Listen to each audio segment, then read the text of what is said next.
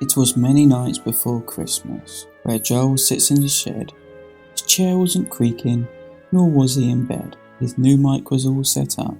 His pop shield was in place. All he hopes is that Lewis, Sam and Tom shows up in his face. The script is written, all have recalled it, except for Tom, who thinks he can wing it. A Cotley ale sits upon the table just warming. Let's pop this cap before Joel is snoring. When up on the screen came a spark of life, his hopes are dashed when a gift shows a kitten wielding a knife. Of course it was just Lewis who was really smitten with memes. With one quick reply, Joel can return back to his dreams. Sam is on a roll with his blogging galore. I do hope his wife don't see us as a bore. They will need to start recording without delay, for Christmas is only a few days away.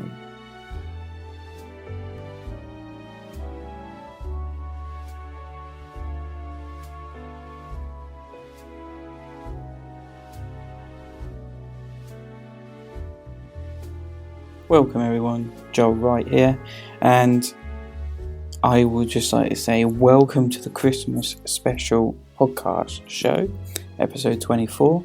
I do hope it does get out on Christmas Day, that is the plan. And I just like to say, if you didn't like the poem I done previous, then send all your complaints to Tom Westrope on Twitter. He had nothing to do with it, but it'd just be funny for him to get complaints about a poem he didn't write. So do enjoy this show. It is slightly different. It is just four of us complaining about life. Take everything you hear with a pinch of salt. It's just our opinions and no one else's. And also very unedited. So I have cut out the guff, pauses and things like that and just left the rest in. So if you think it's a bit janky, it's because it is. So sit back and enjoy, and I'll see you on the flip side, so Sam would say. See you later.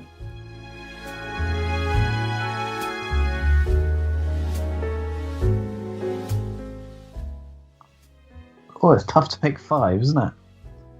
Obviously I've already picked them, but I'm just saying it's tough to pick five. Yeah, I was kind of ahhing over a few. Sam's got his nailed. Did I put? I was just checking to make sure. Oh yeah, I'd put them in. Yeah. I went for ones that had been released this year. I assume that was right. We weren't doing. I did a top 5 for that, and I did a top 5 new to me, as well, just in case. Well, I thought we were doing release this year, but Joel's the boss. Well, it's just new game. It was new games you just played for the first time this year. Just new games in general. So everything. Just new stuff to us. New to you, so you've only played it for the first time this year. Right, okay. I'll bring up that list as well, just in case. I'm going to make it ones that release this year. Although I'm going to struggle to get only 5. What I might do is then, as I do my top 5, if I quantify the fact that I've picked ones that were this year, I'll put in what my top 5, what my number 5 new to me one would be at the same time. How's that? Okay. That means I've now got to put those into an order now, which is awkward. I've just remembered something there. Yeah, see, Mage Knight is good, but I'm not putting it in the list. No. It's owed. Because it's owed. Did you enjoy it that much to put it on your top 5? Well, yeah, I think it could. It would certainly be. I'd be thinking about it. Pandemic Legacy is easy. No. Oh, Quadropolis is good though. That didn't make my top 10. Not even your top 10? No.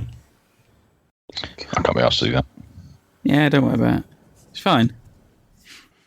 It is difficult because then I picked one and I was like, did I play that the year before? And I looked back and I was like, oh yeah, I did. Played it twice last year, so had to alter it. Pen and marker will do then. Okay. And so. Oh, see, I like that one as well. What was the name of the one? 9 Worlds. 9 Worlds? Yeah. With the glass beads. Yeah. Clank is not making it. What's wrong with Clank? There's nothing wrong with it. It's just nowhere near my top 5. Well, there is stuff wrong with it. But there is stuff wrong with it. It's not a terrible game, but it's definitely not in my top 5. Boo. Lewis, where are you? Lewis, where are you? There he is. He says he's away. I'm going to try and call him again. You're going to tell me I'm here? What are you... Lewis Holt sent a message to your group. What's he saying? He's just showing an update screen. Oh. Skype's got to update.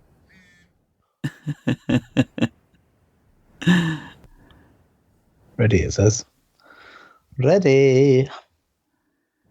Yeah, but his feed is still set away, which I don't think will push any notifications to him if it's set like that. Oh, we should play Spike again. I liked Spike.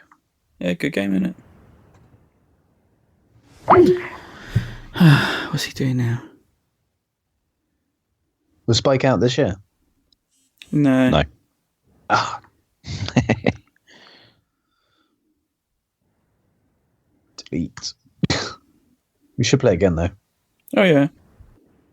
Quiet definitely wasn't out this year. Was it re-released? No, it's re-releasing soon, but not yet. Oh, this is dark. Was it port? No, it's got some Christmas ale. Christmas ale. Getting going with the Christmas ale, yeah? Red-nosed reindeer Christmas ale, finest Somerset beer. Cotley Brewery. Cotley. Not bad. Contains barley. No shit, sir. Look. That's it. Just contains barley. Nothing else. No hops, no sugar. What's his problem? So they ship it in from Bali, do they? Internet connection problem. There's been an internet connect. Hold on a while I'm trying to cut the call back. Isn't he like into computers? You message that to him. Aren't you supposed to be? Oh, Good. it's almost like syrup.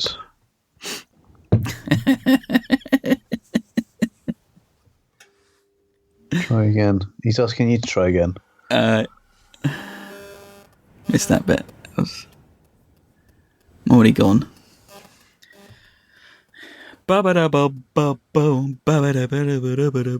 Is he in? No, he's not in. It's just dropped down to there for some reason.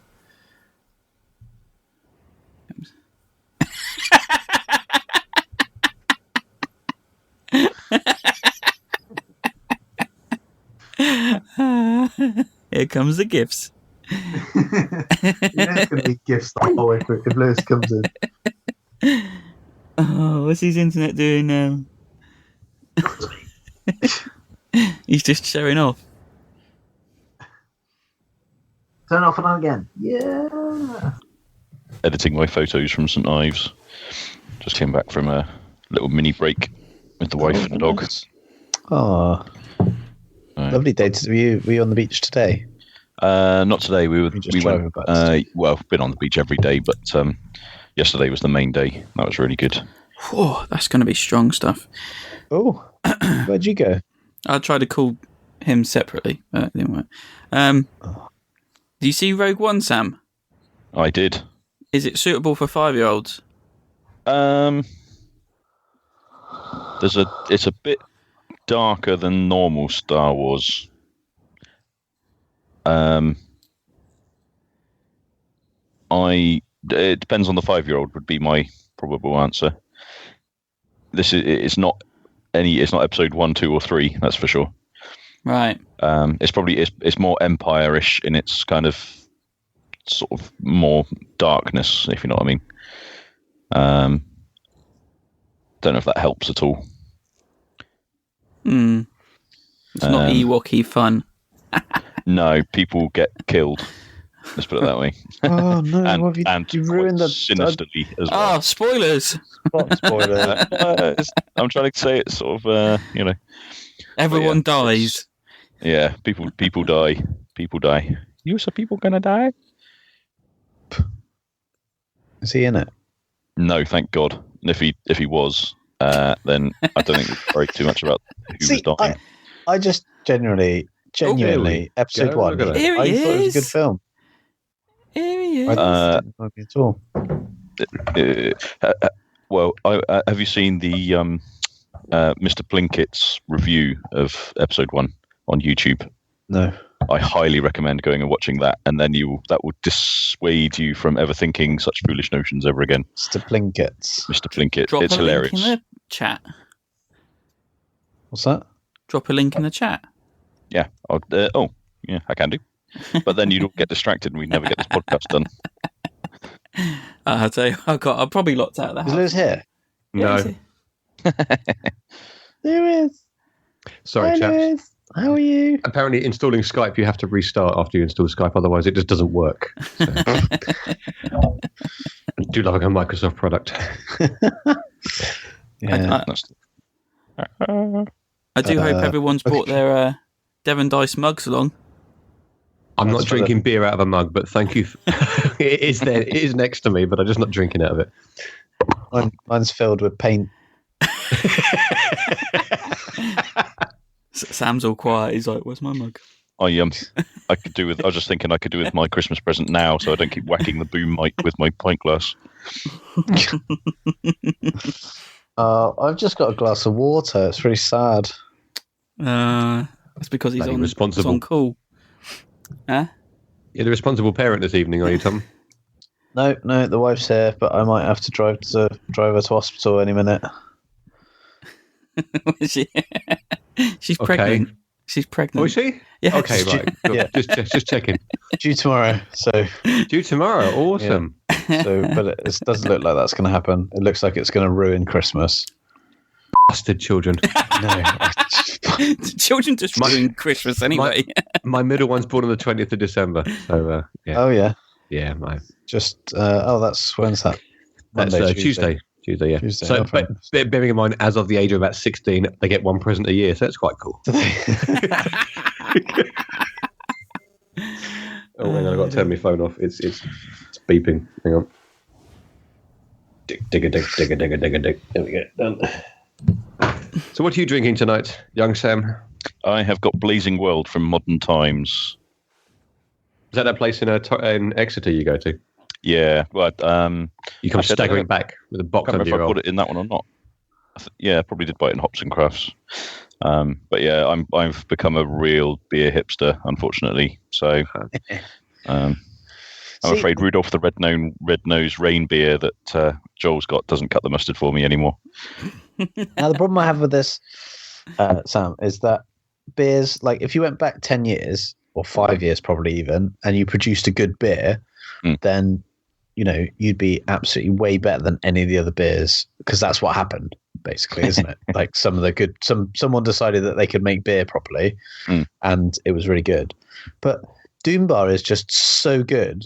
Nothing else seems to be as good as it. And therefore, it's a real struggle to find other things, especially when they get bottled. They're just not as good as off a pump. I think that's you see, now that's the trouble, because you're looking at traditional beers as opposed to craft beers. That's a different thing entirely, you see. That's real ale versus craft. So it's two separate things entirely. Am I on the west side and you're on the east side or something? Yeah. I did spend a lot of this last few days drinking stuff like Doom Bar, etc., because I was in Cornwall, so that's pretty much all you can get anyway. But craft beer is kind of there. It is. It's so out of touch with the times.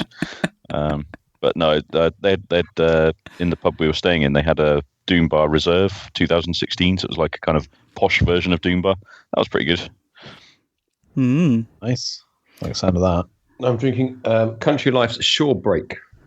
and I'll be drinking clear water in a bit, which is Devon Dice, which I quite like. So Yeah. right, I have a podcast page open That's fine. and Audacity waiting. Oh, I should be recording. You can start recording now. I've been recording since we got on. I shall start recording now. Is there a link somewhere? Yeah, everyone's got it. Everyone's filled it in except for you. Just pointing that out. Where's the link, Joel? It should be here. Oh, come on! He sent What, it you via filled it email. in with... You filled it in No, with your that's top five? No, that's a With different my one. crayons and everything. Yeah. I'll put it in again. Must be a different. I was having battered sausages and chips when I was getting my stuff ready, and I thought this is not going to be a good sound effect of eating battered sausages and chips while we're recording. So. Very much so. It's the naughty it's the naughty Saturday. So the wife said I can't be asked to cook, and I went awesome chip shop. Oh, shit. She's the only reason I'm not 18 stone. She genuinely is the only reason I'm not fat. Sam's pictures have just come up on Facebook. Nice. Why Sam's picture come from Facebook? Of his little dirty weekend away with the missus. Nice. We really got to do that calendar for next year. I know. I keep thinking about it. Devon Dice calendar. Maybe we could sell a few. Get some money back for the podcast. I've just been editing my my proper photos, and just deciding. Yeah, I need to get back into doing my proper photography again. So, I'll have a little think about it. I've got to have a think about it, really. Oh, I've got to think about a topic. Oh, I didn't. I was going to think about the topic. Lewis is bored too. Yeah, no, You can't get him on all year, and then he comes along and goes, yeah, I'm going to talk about this, I'm going to talk about that. I got 3 technically, but I only threw that other one in there because it was a bit of news. I thought it was quite funny. That's all. So. Are we recording 24 and 25 now? Yes. Because some stupid bid's got a baby inside her that wants to come out. Well, it wasn't because of that, because I just thought we can get both of them done, and then I could just spend the whole Christmas in that, just editing. Oh, your wife will love you. And Oh, the she's kids will think awake. you're awesome too. Oh, she loves me anyway at the minute. She's I think the locks are going to be changed when I get back up to the house, because she didn't realise I was recording tonight. Yeah. Recording for 4 hours, 'cause it's 2 episodes. Yeah, and she goes, "Why you got 2 beers out? You're going to be recording that long?" I said, "Yeah, and the third one's still cooling in the fridge." I was like, "Oh, great." All right. Do my levels look right? That's my level. I can read now and talk. There we go. That's what I want to do. Read and talk. Right. Here We go. better get going if we're doing 2 episodes, aren't we? Yeah. I'm going to have to relocate halfway through. What, we all are, or just you? No, I'm just going to have to move from the bedroom down to the Just let me know. down to the living room. Have you had a curry? Has she had a curry yet? No, she doesn't do curry. Even more Just reason to have a sneak curry. some hot food in her dinner or something. Cod liver oil. Jump up and down. Cod liver oil? Yeah, apparently that's quite good. What to eat? Old wives' tales. Yeah, old wives' tales. Didn't know about the cod liver oil.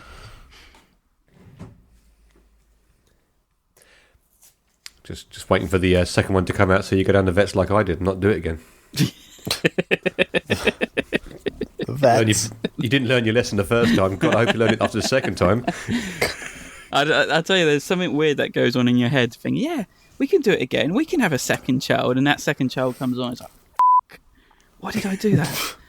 I just ruined my life again for the next 2 years, and then Then you start counting backwards from the age of 50 or 60 and you go, now no freedom till at least 62 years old. Jeez.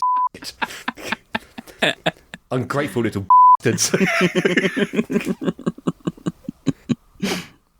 Not that I'm bitter. It's fine. Carry on. you would have been all right by now, wouldn't you? Because if you just left it with your daughter's 21. your daughter, Yep. she's already in university. You'd be like, yeah, free man, I could do what I like. Yep. But no. Drunken like stupidity.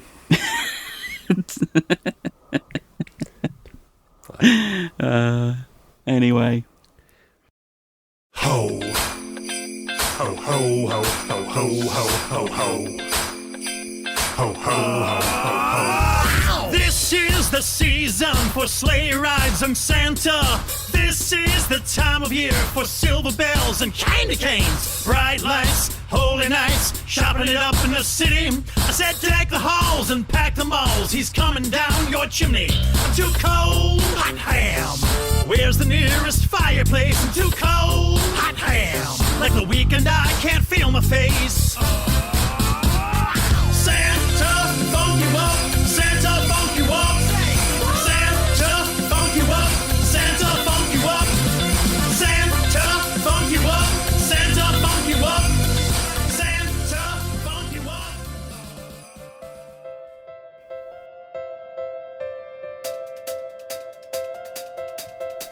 Welcome, guys.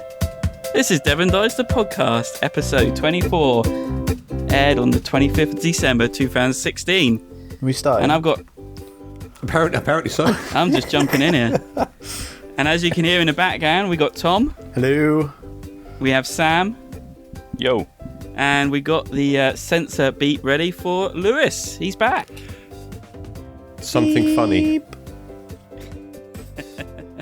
That's where you meant to come in with like all the swear words you can imagine, and you just make it. A No, nightmare. you said say something funny after your name. I said something funny. Oh dear. He doesn't listen to any of the other episodes. No, 'cause he that happens every... Merry Christmas, everybody. Oh yeah, Merry Yeah. Christmas. Oh yes, it's Christmas Day, isn't it? It is Christmas Commiserations to all the mums and dads cooking and just clear it up. Is it Christmas Day today? It is Christmas Day today. Oh. Well, Merry Christmas. We're doing it live. Did you miss it?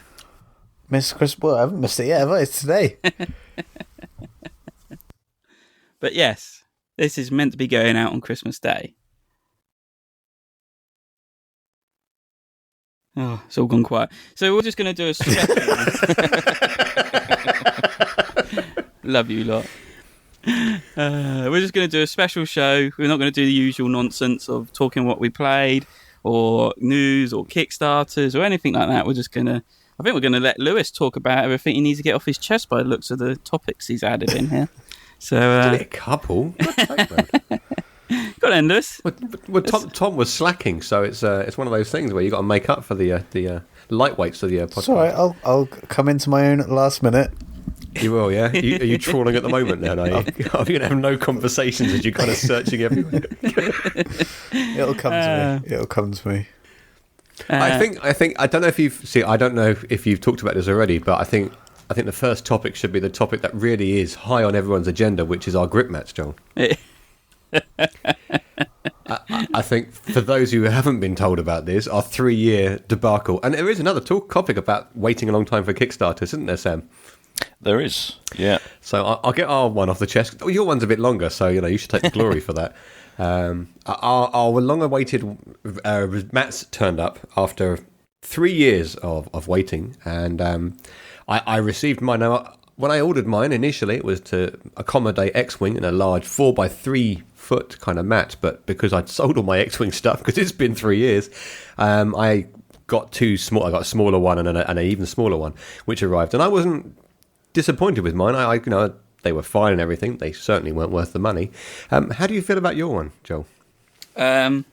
Yeah, it's red. It's very grippy. Bit smaller. It's very big. Yeah, I thought it was pretty small. A little bit smaller than I thought it was going to be. And it looks like I can play Memoir 44 on it without the grids, because I've got lots of lines dividing down it. Lots of blemishes. Yeah.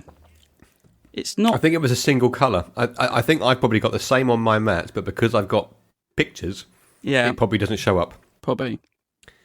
Yeah. Well, I haven't got round to using it yet, and it's like that kind of thing. We've got it.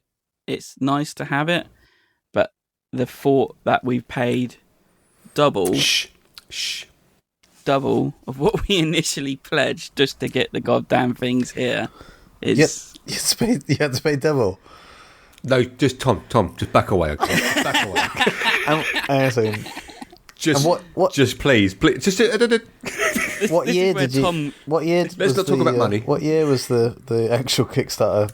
Well, campaign? actually, I tracked it back. I actually worked this one out because I was saying to Joel, I don't know how much money I spent on this. Hang on. I actually had to do some calculations on exchange rates back 3 years ago to work out how much I'd paid for this. What was it? Actually, Was it before the decimal system, like in shillings or something? I was going to say, I'm sure you can pick up an app for this. But anyway, carry on, Lewis. No, I didn't do calculations. I went to a website. I said, what was the exchange rate back 3 years ago?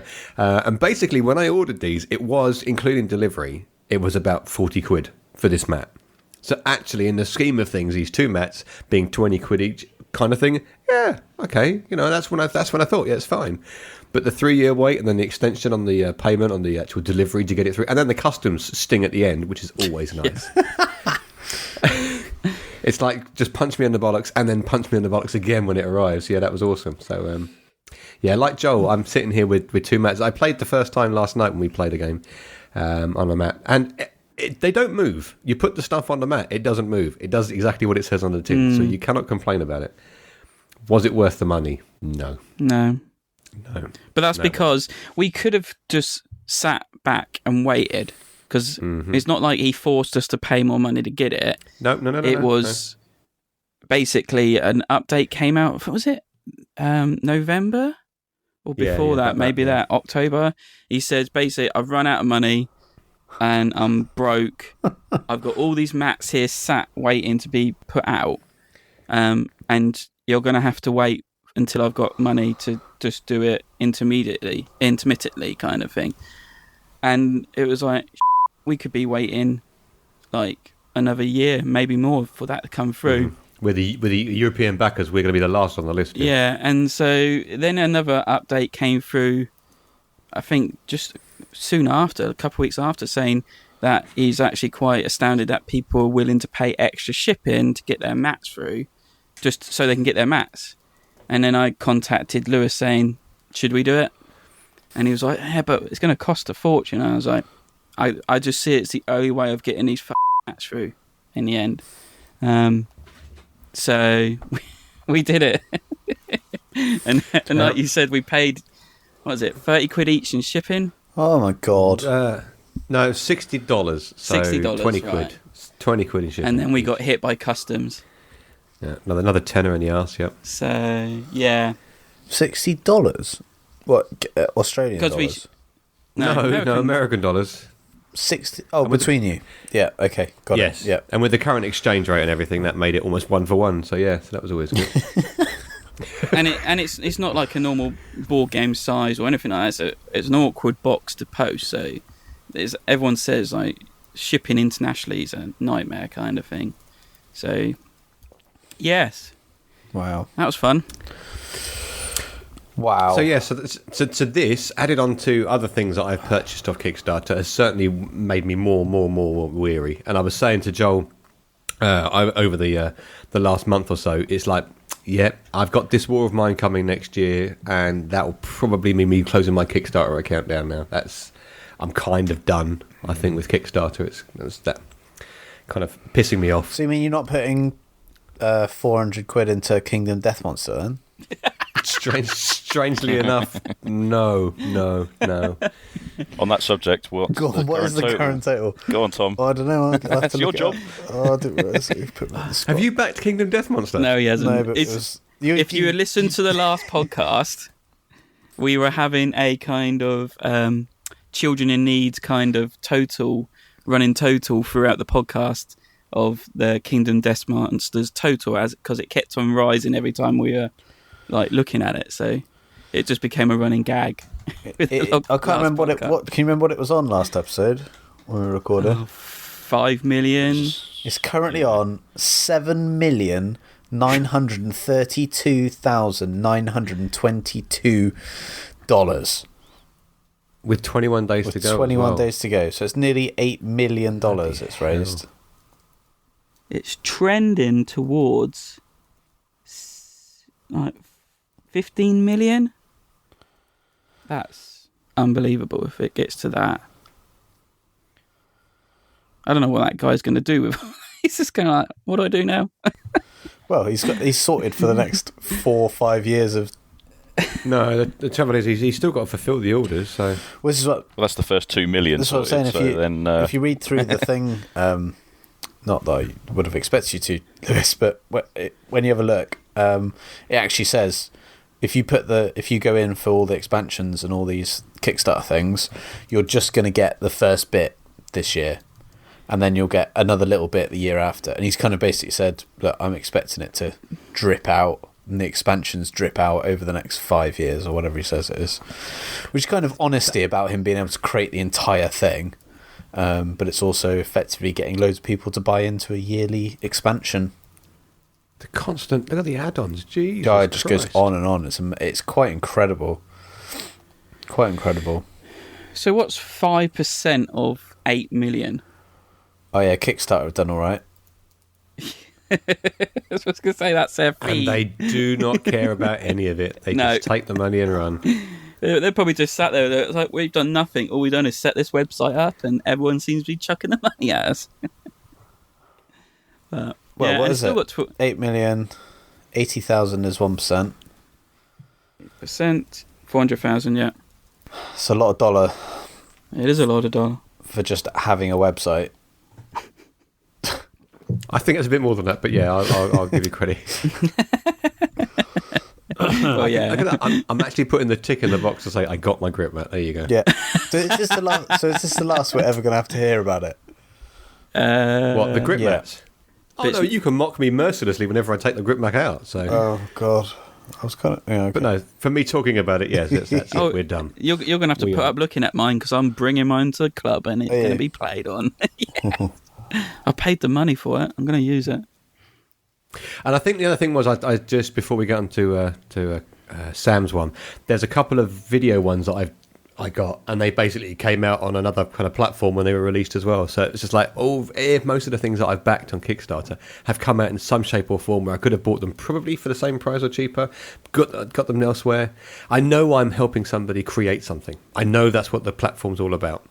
But to be honest, what we're doing is actually backing a game where we might get some extras and everything, and it's like, you know what, I'm done. I'm fine with stuff as it stands coming out wherever I'm buying it from, rather than this incessant kind of updates with it's coming, honest, any minute now. It's like, no, you're all right, you're fine. Yeah, see, I've done the same thing. Like, remember us talking about Unfair, Sam, Tom? That kind of card game we're building a fun park. And it looked pretty good. But like, I looking at the pricing, and I was looking at like what you get, and you don't get a lot of extra, like a few 12 extra cards with it. And it's like, no, I'm not backing it. I revisited it again because there's been lots of hype from reviewers saying, oh, this is like really good artwork, blah blah blah. And I revisit again, and I worked it out again, and I was like, it's still going to be 35 quid. Just to back it, and all I'm getting is these extra cards, which will come out in expansion. So it's like, might as well wait until it hits retail. It might actually be cheaper, it might be a bit more expensive, but I'm not really losing out now, and seems to be any urgency just to back everything. That seemed to be like a couple of years ago. The woes of a Kickstarter backer. I mean, it definitely seems like, and as everyone knows, I've never been a massive advocate of it in the board game scene. If it was the case that there was some you win, but on a percentage wise you do better. Some you win, some you lose, but on a percentage you do better backing it early because you end up with it being slightly cheaper, all that kind of stuff. Then if you're a serial backer, then you end up doing better overall, and you would see the benefit of it. But it just feels like too often there just is no point. There's no benefit really when you get down to the nitty gritty of, does that extra add-on pack really add that extra amount of value to this game? Am I going to be playing this game enough times that I need that other expansion again? You know, Yep. you know, and you're banking on the game being good enough that you'd want to play it enough times to get through to that other expansion. You're banking on the expansion being good enough that it adds to the game in a quality way.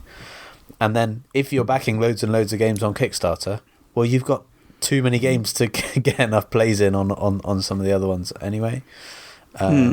which you can just buy when it comes to retail. I mean, crack on, crack on. Go buy stuff on I mean, Kickstarter. yeah, I mean, looking back in history, I mean, I remember jumping on there the first time because I heard a podcast talking about Flashpoint Fire Rescue, and I jumped on there. I think I missed it by like a day or so, and I was gutted. But it came out quite quickly to retail, and I think the better edition came out when it hit retail, which wasn't a problem. But then my first back-in and game received was one called My Happy Farm, the game of stretchy livestock. Now, that was quite expensive. It was supposed to be very good, though, wasn't it? It is actually a nice little game. Yeah, it's a nice little good. Family little game. And I've still got it. Yeah. Actually, still got the original one. And it has actually only just come out through Portal Games now, this year. And I backed this in January 2013. So there was a time where, like, you would look at games like, is this going to hit retail? I don't know. I'm just going to back it. But now, nearly every game will hit retail. Unless they do really well and sell everything, you're most likely going to pick it up. And there's not a lot of difference. The only ones that really make a difference are like the Cool Mini or Not games, where there's a ton of Kickstarter exclusives chucked in. Like the Blood Rage. That's loads of exclusives, and you think, okay, I picked up the retail version, but there's all these other cool minis that I won't be able to get unless I pay through the nose for. Luckily, I picked up a late pledge and got it all for like the same price as what people paid on Kickstarter, but it was that thing. If I wasn't able to do that, I would have felt I've missed these miniatures. They don't change the game a lot, but there's something missing from this game that was put out that I might not be able to ever get again. So there's still that aspect of, are you going to miss out on exclusives, or will it hit the retail? If you didn't know, you wouldn't care. Well, you would know, wouldn't you? Because you'll look it up on the Geek and Facebook. Don't look it up. People will be showing off their miniatures they've been painting. It's like, where'd you get that miniature from? How come I not got that miniature? So, yes. There you go. Sam, what did you get from your Kickstarter? I finally over-egged it a little bit. I think I just checked. I just wanted to check my facts, but it was 3 years out of date, so it's still a big one. But it's a game called Privateer, which was one of the sort of earlier board games I actually backed on Kickstarter. It was mid 2013 when it was running, and it funded in December on a rerun, and then it was due to be delivered July 2014, and it got delivered literally 2 weeks ago.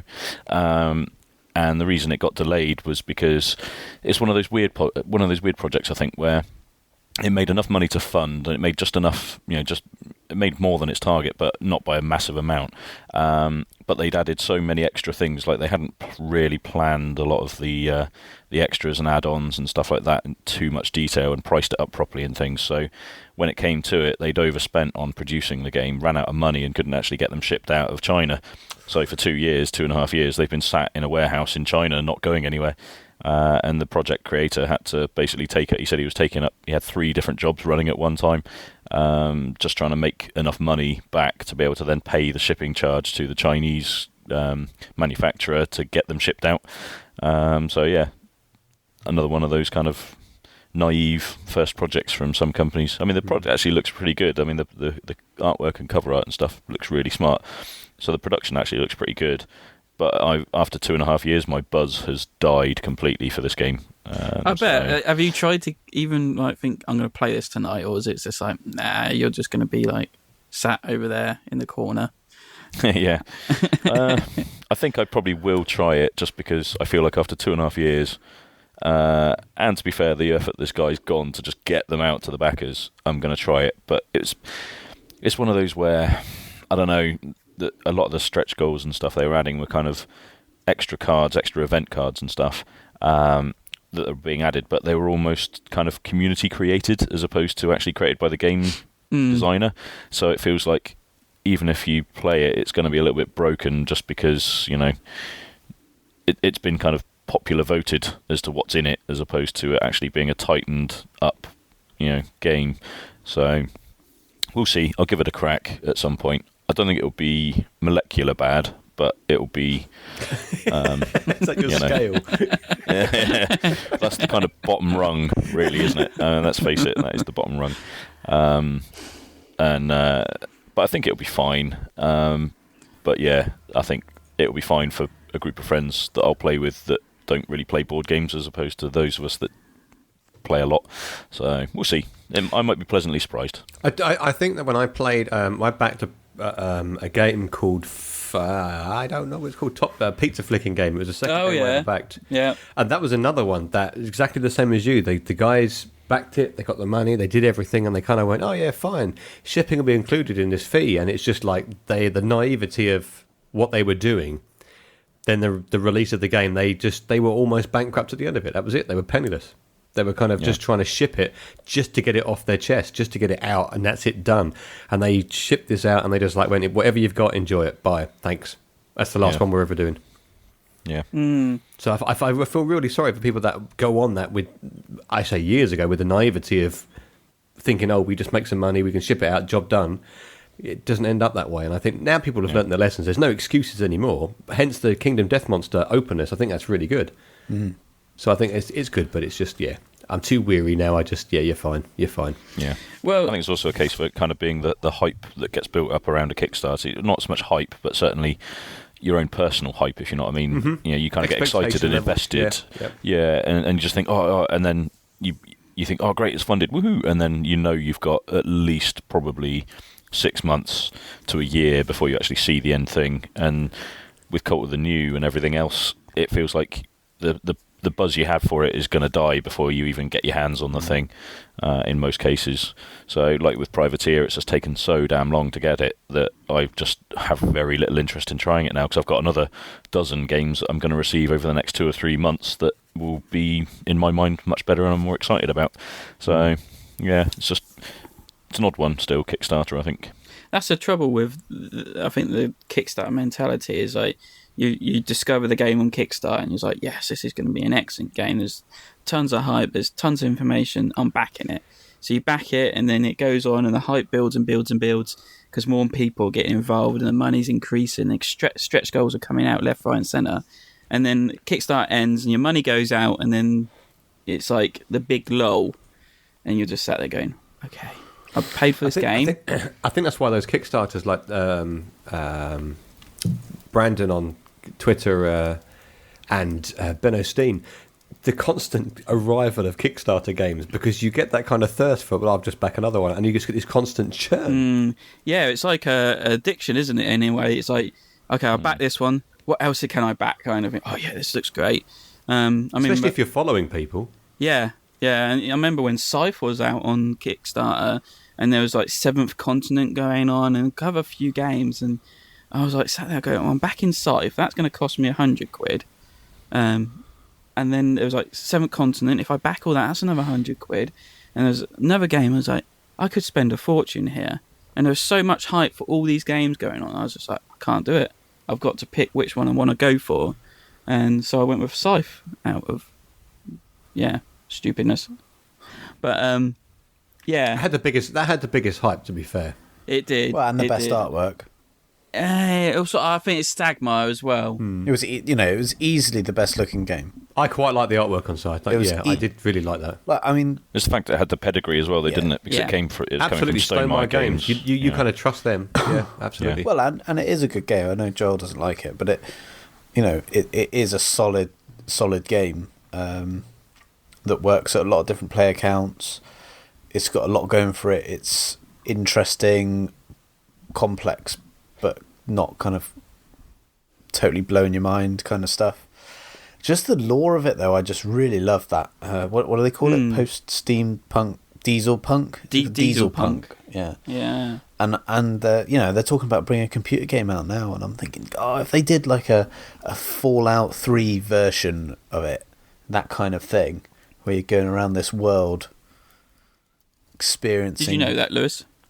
This kind of stuff would be amazing, but they're not. It's kind of a Red Alert-y type game that they're creating, as far as I understand it. Oh, that's the kind of StarCraftian kind of game. Yeah, okay. I think so. That seemed about right. Yeah. Okay. No, I didn't know that. It's still quite cool though. Yeah. Go on. No, I've set this whole podcast off on a down note. I thought it'd be quite a good note actually because my mats have arrived. Huzzah! I apologise for the first 20 minutes being just like, oh my god. Oh no. So I apologise for that. Coming back here and making it depressing. Who's got some exciting? Who wants to talk about exciting stuff? Sam? Exciting? I'm not sure. Who's next? Happier news. Go on, happier news. Well, Tom must have something by now. You've had 20 minutes. Go on, what have you found, Tom? Happy. I'm not going to do Ren and Stimpy. Keep going. Oh, I'm happy. Netflix has finally got Rick and Morty on. I'm like, I've had it on for ages. That's been awesome. We've watched both seasons. It's brilliant. I was like, I've been looking for this for ages. I've not been able to watch it because I don't download Pirates Ways. But yeah, it turned up on Netflix, and I sat there and watched 3 episodes in a row. Fell asleep for the second one, but then woke up and watched another one. So yeah, I watched it with my son, and I thought he shouldn't really be watching this, should he? the first episode where he's falling asleep in class and he's groping the girl in his dreams, and then, I was like, he's going to be groping something wrong, and he wakes up and he's groping the teacher. In 5 minutes, I'm going to be really cross. It's not my fault. He was doing it to me. Do you know what they're talking about, Sam? I have not a clue. Really? You need to watch Which series it. am I missing out on now? Rick and Morty. Rick and Morty. Yeah, it's funny. It's Netflix. If you've got Netflix, I highly recommend Rick and Morty. It's quite funny. It's very wrong, and it's quite funny, and it gets weirder and more surreal as you go through the season. It's adult swim, basically. So Right. And the season 3 hopefully will be next year, some point early next year. So Awesome. I shall check it out. I recommend. Probably not. I don't know. My wife doesn't find it funny at all. But yeah, it's I don't think my wife would find it funny either. It's just like, yeah, no. Got It's something to watch definitely at a home. male childish humour thing, isn't it? Yeah. Wouldn't be as good as Westworld.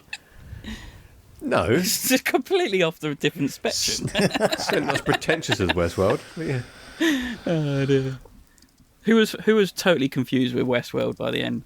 No. Haven't I seen the loved end. it.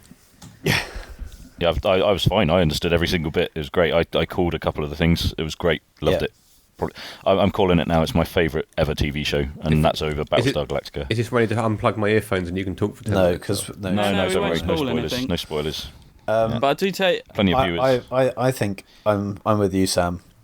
First episode, I was thinking this is the greatest thing I've ever watched. It's the first time I've been able to watch in recent years an episode a week and not be frustrated every week. Like I've felt as though each episode has just been a beautiful, complete product that then spans across the whole series in something that's just challenged me to. And I've just enjoyed it. I've enjoyed that process. The thing I've really struggled with, though, is trying to explain what's going on to my wife. Now, she's not actually been watching it with me, but has kind of been sat reading a book while I'm watching it. And she does this with the kinds of things like Westworld or, I don't know, Game of Thrones, all this kind of stuff. She doesn't really like watching them. Or Lost, she did it. She doesn't like watching them because she just wants to know what's going to happen. And she prefers like more easygoing things, but she does want to know what happens, so I end up having to try and explain halfway through the season, halfway through an episode, who this guy is and what's going on and why what's just happened makes sense or whatever it was that was going on. So that was hard, but the episodes, the season itself, Westworld, absolutely fantastic, brilliant. Yeah, I like the fact that it was actually a cerebral show that didn't sort of downplay any of the intelligence for a lower common denominator of audience. I thought they treated the audience like proper intelligent human beings that could kind of you don't have to understand everything straight out the bat. It's just kind of, it just simmered at just the perfect tempo for me. It was just superb. Well, my Skybox ruined it partially for me because I don't know if you get it on yours, but it automatically now plays the next episode. Have you had that? Oh, right. It might be because I got a new... No. No, so mine... I don't know if it's because I got a new box or something like that, but basically, kind of like Netflix does, where you watch a program and it starts loading up the next one kind of thing. does that on my Skybox. And I was like, oh yeah, this is pretty good. This is what I've always wanted. So I watched episode 5, I think it was. Yeah, episode 5. And then it goes, right, going to play the next one. I was like, good. So we sat there and we watched the next one. And I was like, is this a bit strange? It seems to have jumped, but Westworld was like that. So I thought, okay, let's go with it. Let's just watch it. And it went till the next day that we go and watch the next one because we built them all up to watch in like a big long wind.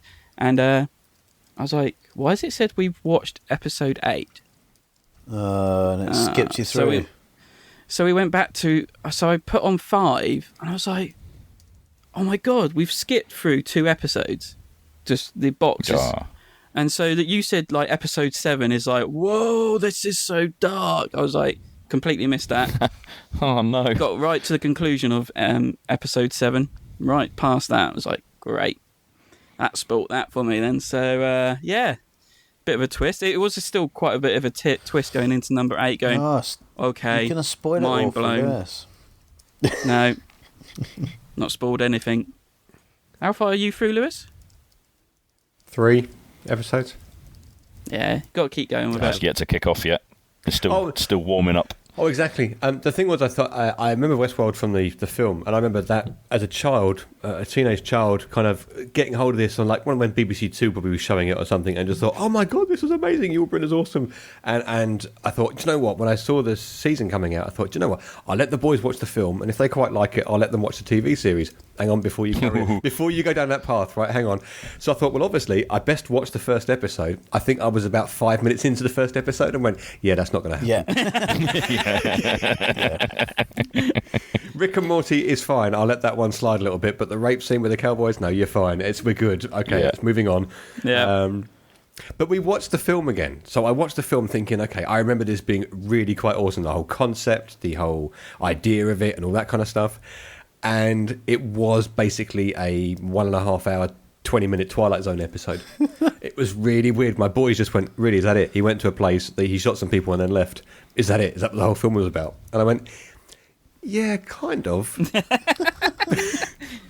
But when I was back in 1980, whenever it was something, it was like awesome. This the whole concept. But of course, everyone's played on that since. We've been and it's been in The Simpsons. It's been in everything. So the boys have already seen this kind of story again and again, kind of been put on them. So it's just like, oh, fine. So it's like, right, screw you. I'm going to watch the TV grown-up series, and I haven't had a chance to fully watch it yet. So it's well worth it. I actually, I mean, just thinking back, I really enjoyed the first few episodes, and I'd have been happy if it just carried on doing that. You know what I mean? Like series always evolve somewhere, and sometimes when they evolve into the new space, I'm annoyed that it's like, okay, the parallel is Half-Life, okay, the computer game Half-Life, where it's like absolutely amazing when you're all in kind of normal human world, and then all of a sudden it goes to actual space and you're fighting on that ridiculous planet that's with aliens and stuff, and it just loses all its cool gameplay. That I don't like. Sorry, I'm going to have to put my nerd hat down and say I've not played Half-Life. So I don't know. That just you lost me a bit on that one as well, unfortunately. Oh, good. Well, it happened with a lot of computer games where the levels would escalate to a point where the later levels were just they'd changed the game in like the older games. They'd changed to such a degree that they just weren't enjoyable anymore for the reason why the first few levels were enjoyable. And now you tend to get that you'll go to space and then you'll come back to like the more enjoyable levels again later on. If that makes sense. You go back to that kind of gameplay. Yeah. But anyway, right. Should we move on before we spoil something for Lewis accidentally? Good idea. Yeah. There might be someone else listening that's also been in the same predicament. Were you probably. Sure. quickly putting your... There's at least 3 of us out there that haven't seen the whole of Westworld yet. So. I think Vaka BCK's watched it as well, so I think we're all right there. Is he our only other listener? Yeah, apparently so. But anyway, yes. What's next? Decorating the tree. I'll have my candles shining brightly. I got my mistletoe and kisses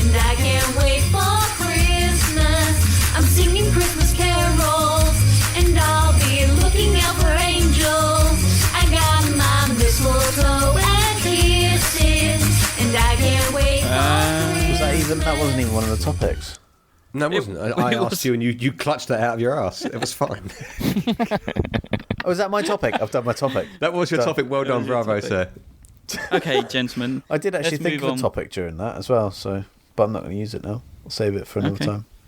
Fine. Hyping games.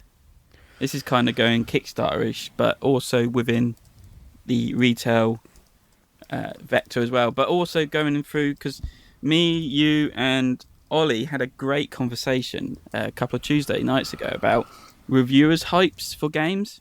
Yep. And we always go on about like how Rado seems to like final thoughts is always this game is amazing, this game's brilliant, blah blah blah, and I pay no attention to those final reviews. But it does seem like now, like you said, there seems to be so many games coming out now that reviewers will handpick what they want to review, and 99% of the time they're going to pick games that they like. Maybe they'll pick a game that they think they like, but they don't, and that gets the kind of negative, neutral kind of review. But it seems like a lot of game reviewers really go down the line of this game is great, this game is excellent, blah, blah, blah. And it's even like I said with Dice Tower. They've got so many people now working on the review games because there's so many games coming out. Tom Vassell can now hand off games to he thinks who will like those that like those games. Like he'd give Z the weird, obscure 2-player or solo games. Sam will get the miniature kind of battle games, and he will do the heavy complex games with Jason. So it's now kind of, well, these games will fit with these people. They're going to almost give them a positive review. So now that doesn't seem to work with me, where Tom used to do everything, and I would know, you can kind of say, oh, he doesn't like this game, it's not going to be a game for me. Now it's branched out so much. Don't know if it works like that. I guess I think from my perspective, as long as I know what the general tastes and opinions of various games are for different reviewers, then I can get a kind of gauge about what my opinion might be for that game. So with the Dice Tower guys, I don't tend to agree as much with Sam Healy, for instance, but I do tend to agree more with Z. So I can it still works for me. Obviously, it would be kind of useful to get other reviews from certain games from the other candidates as well, to sort of counterbalance it all. But I still feel like it's quite useful to do it that way. The only thing I find weird for me that I don't enjoy about the Dice Tower feed anymore is that Tom basically reviews all the crap games now. Yeah. So it's just all the kid games and all the really nasty mass-produced stuff and silly little party games that he knows other people won't want to play. So he's doing those. And you think, ugh. And I admire their ethic at sort of not turning away anything and reviewing it all. But, you know, the week in review that they do tends to just be him reeling off a list of 2, 3, and 4, and 5 out of 10 games that no one's going to have any interest in playing. And he's had to review them all, or chosen to review them all. And I want to hear his opinion on the bigger stuff, not the silly little crap things. Yeah, but I think that's kind of what we're saying in a way. Also, though, is maybe we're lamenting after a Dice Tower past. It is that it's great that he's reviewing these rubbish games. That's absolutely brilliant. You know, that's great that there is a review out there for that game, and you can go, when you see something, you can go to that review and you can be confident that it's someone you understand as a reviewer and what opinion they're coming from. But I like you, I found Tom's reviews to be the most helpful in terms of the type of gamer that he is, and the type of reviews he was able to put out allowed me to understand. If he didn't like a game, I could still understand whether it would be one I'd still like.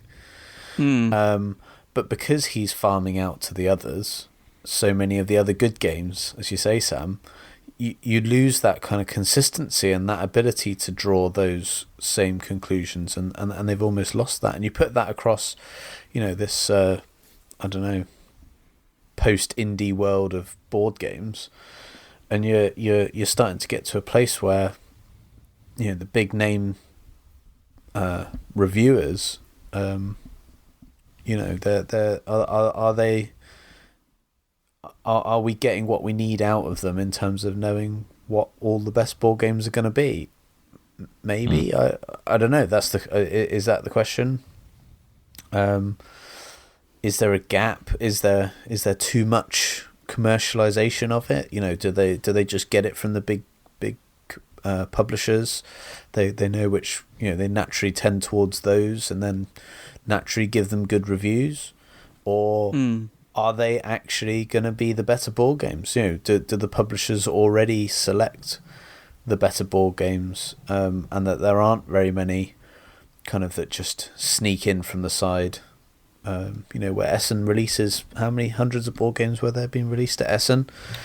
800. How can anyone review all of those and put out reviews for all of them?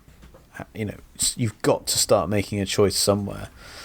But it's tricky. There's not enough time. There's not enough time to review them all. There's not enough time for an individual to watch a review on every single one of those games. So you rely on publishers. You rely on the reviewers that you trust reviewing the games that you think are going to be coming through.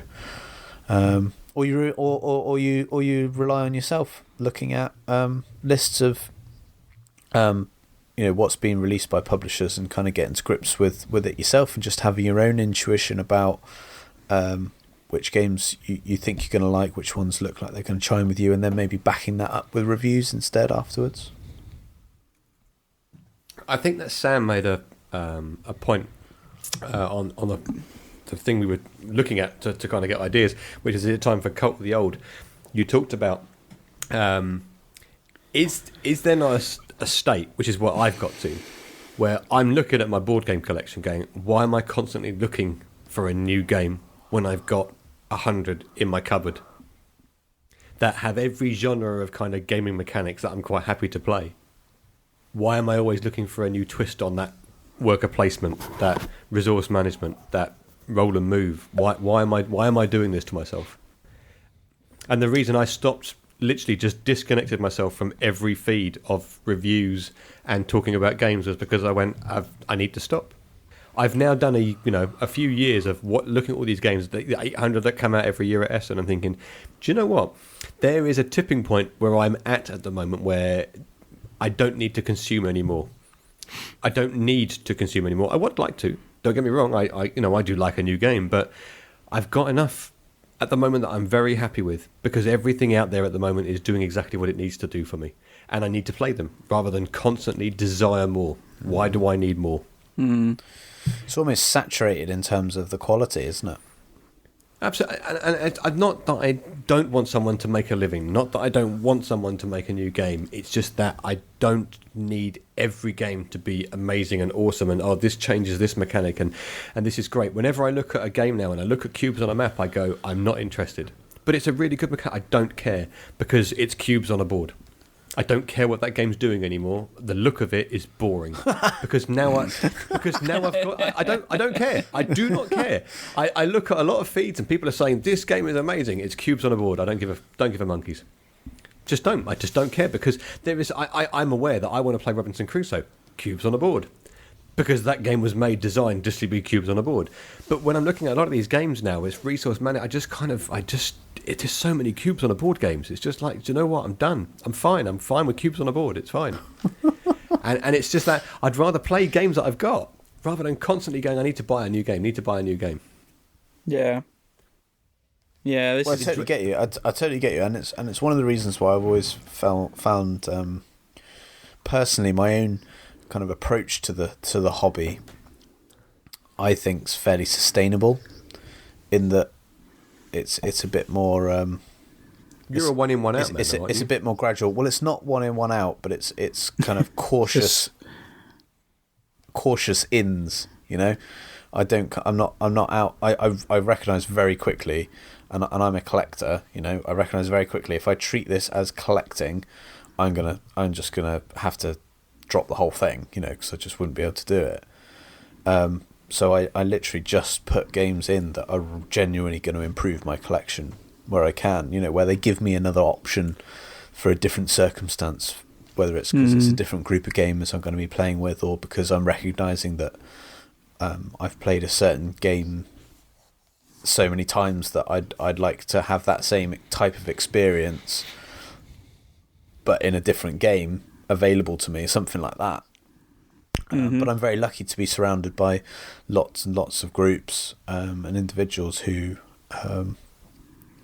who kind of alongside playing my games, there's obviously a good turnover of other games as well. So I still get that kind of freshness where I need to. But actually experiencing a lot of that freshness, you realise that, that they're not all that a lot of the time. They're not breaking boundaries. They're not kind of doing anything that's particularly, a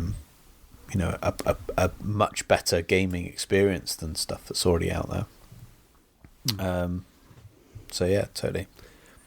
But I mentioned to Joel, probably about a year ago or so, whenever you watch a Roddo, I'm not gonna target particular ones, but just as a comment on watching a particular reviewer, this positivity with regards to a game. And this desire to be a positive influence on a game's success. I understand that. And I know that Tom he would slag off a game if the game needed slagging off. That was always good. But I don't know what's wrong with slagging off a game. If in your opinion you're playing a game and you kind of think, actually there's things that are missing out of this that I wanted to see, that I felt were wrong, that's fine, because you're saying that. Because if you then bought a game and you kind of went, it's great, but there's no real soul there. The mechanics are great, but there's nothing else there. If you said that in your review, then so be it. You didn't like that. I mean, I've seen people talk about Scythe and not like that. I've heard people talk about there was another game as well I was reading about, which was just people just not saying it was a good game, but other people saying no, it's a great game. A Seafall, right? But if you gorged on that, the game doesn't work. But if you play it every now and again, the game does work. And maybe that's the way in which... And if you said that in the review, that's open and friendly, and I think that's a good thing to say. But this constant desire to be, this is the greatest thing since sliced bread, is just... No, I think there should be negativity with regards to certain games. But I've never seen that in games. I don't want to see it all the time, don't get me wrong, because then they wouldn't get games to hand it to before it came out. Otherwise, everyone would know that they'd slag it off. But well, that's part of the problem, isn't it? Is that, reviewers who rely on this as a who aren't so big that they can kind of not worry and know that they've got the listenership to kind of support them, but aren't kind of like us, and we're not relying on this, we do this for fun. Those guys in the middle, there's a lot of pressure to review games positively, to find that positive angle, to get the freebies, to get the for two reasons. There's two reasons: to get freebies, to get the producers on board, publishers on board, to come round to their side of thinking, but also actually because the listeners prefer good reviews. People like reading and like listening to positive reviews. You go onto Board Game Geek, you write a negative review, they get slammed. Yeah, but I think the other thing to bear in mind as well is that if you've listened to someone's review, let's say Joel reviews a game and goes, "Oh, it's amazing, it's great," and then a dozen people go out and buy it on the back of the review, and then just go, "What the hell are you talking about? This stinks."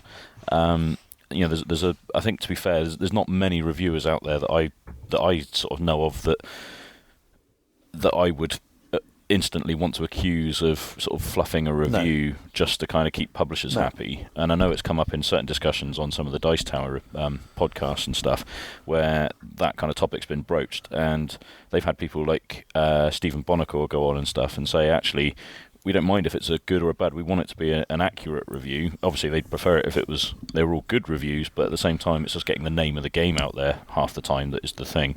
So, and yeah, they're going to try and find, I think anyone would try and find some positive stuff to say about any game that they play, because you don't want to sort of rubbish stuff for the sake of it. But I know that sort of Tom Vassell and stuff, they've always been very open with the fact that if a game stinks, they're going to say that it stinks, and they'll say why it stinks. And I think certainly in game reviewing, I think it's certainly not the same case in stuff like movies and video games, where there's obviously there is a lot of, we're paying you to do this review, so you give it a good review kind of thing. That certainly doesn't seem to be the case, at least not yet in board gaming, I would say. I think that video and board games, so video games and films and everything, do suffer from time-sensitive thing. I know that recently they've changed the way in which reviews are being handed out. I know that Game Burst, Gary was talking about a lot of this, which is this desire to get it out before the game's out, this review, so they're churning through these games as fast as they can. And some of these games are so big that it's really hard to do that, so they've for years had cheat codes that allowed them to whiz through things, and you're writing a half-assed review on that, and I don't like that. And I agree with what Gary was saying, which was I'd rather have somebody who'd spent a good time playing this game and actually had an insightful response to why this game is good or bad, and constructive, rather than I had to do this in a week, so bear with me. And I think that playing a board game, you play it that first time and there's definitely that kind of, that was quite good. You do need to play it 4 or 5 times to go, actually, this is broken, because now it's very easy to see the weakness in this game. So yes, the game has some nice artwork, yes, the components are awesome, yes, the initial mechanics are great, but unless you house rule, there's a really easy leader gets away, or whatever it is, or that kind of this mechanic or that mechanic doesn't really work, or this and that. But initially the game is great, and hopefully the expansions, it will do this, and this. I think when you've got reviews like that, it's quite good. But somebody who hasn't played it enough to be able to review a game, I think, on that one-off kind of game, or even maybe two-off types of playing, I think also with different player counts, it's like Dice City as an example. 2 players, awesome. 3 players, all right. 4 players, no, don't do it. There are lots of games. There are lots of games like that where you play a game at that and you play it with the player count or whatever. And I think once again that needs to be taken into account. So I think board games can be different. Also, when I look at a board game, so for instance, I'm looking at Rallyman, which is an old game. I'm looking at reviews now that were 5 years ago, 4 years ago, 3 years ago, and I'm looking at what they were talking about. And I think that's the difference with board games, is that I don't think it's that time sensitive.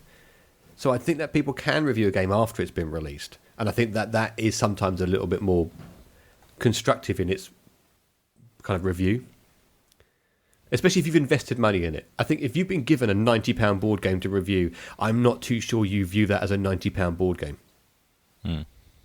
Unless it's your £90 that you've spent on that board game.